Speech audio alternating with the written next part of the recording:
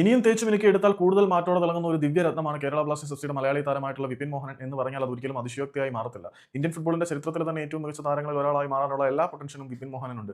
കൂടുതൽ മെച്ചപ്പെട്ട പരിശീലനവും മറ്റു കാര്യങ്ങളൊക്കെ വിപിനിലേക്ക് കിട്ടിക്കഴിഞ്ഞാൽ ആ ഒരു താരത്തിന്റെ പ്രകടനപരതയുടെ മികവ് ഇനിയും ഉയർന്നു പൊന്തും എന്ന കാര്യത്തിൽ ഒരു സംശയമില്ല. ഇന്ത്യൻ സൂപ്പർ ലീഗിന്റെ ഈ ഒരു സീസണിൽ ഇതുവരെയുള്ള കണക്കുകൾ എടുത്ത് പരിശോധിച്ചാൽ ഏറ്റവും ഉയർന്ന പാസിംഗ് ആക്രോസി ഉള്ളത് കേരള ബ്ലാസ്റ്റേഴ്സിന്റെ മധ്യനിര താരമായിട്ടുള്ള വിപിൻ മോഹനാണ്. വളരെ ഇന്നോവേറ്റീവായിട്ട് മുന്നിലേക്ക് ക്രിയേറ്റീവ് പാസുകൾ നൽകുന്ന വിപിൻ മോഹനൻ ഒന്നാം സ്ഥാനത്താണ് ഇന്ത്യൻ താരങ്ങളിൽ എന്ന് പറയുമ്പോൾ നമ്മൾ എത്രമാത്രം ഡോമിനേഷൻ വിപിൻ മോഹന് തന്റെ പന്തടക്കത്തിന്റെ കാര്യത്തിലും വിഷന്റെ കാര്യത്തിലും പാസിംഗ് ആക്രോസിയുടെ കാര്യത്തിലും ഉണ്ടെന്ന് കൂടിയാണ് മനസ്സിലാക്കേണ്ടത്. പലപ്പോഴും ഹോസ്പിറ്റൽ പാസുകൾ എന്ന് മറ്റുള്ളവർക്ക് തോന്നിയേക്കാവുന്ന തരത്തിലാണ് വിപിൻ മോഹനൻ പന്തുകൾ നൽകുന്നത്. അതെല്ലാം അളന്നു മുറിച്ചുള്ള പാസുകൾ തന്നെയാണ്. എതിരാളികളുടെ ആക്രമണ മേഖലയിൽ വളരെ വലിയ അപകട വീതി വിതയ്ക്കാൻ വിപിന്റെ പാസുകൾക്ക് കഴിയുന്നുണ്ട്. അപ്പം 79.4% വിപിൻ മോഹനന്റെ പാസിംഗ് ആക്രോസിയുടെ റേഞ്ച്. അദ്ദേഹത്തിന് മുന്നിൽ രണ്ട് താരങ്ങൾ മാത്രമേ ഉള്ളൂ. അത് രണ്ടും വിദേശ താരങ്ങളാണ്.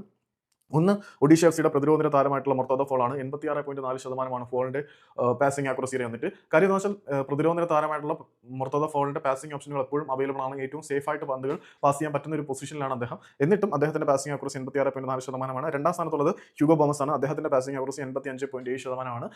ബോമസ് അത്യാവശ്യം അതിന്റെ താരമായതുകൊണ്ട് തന്നെ അദ്ദേഹത്തിന് പാസിംഗ് ആക്രോസിയിൽ ഇത്ര കണിശത പുലർത്തുക എന്നുള്ളത് ബുദ്ധിമുട്ടുള്ള കാര്യം തന്നെയാണ്.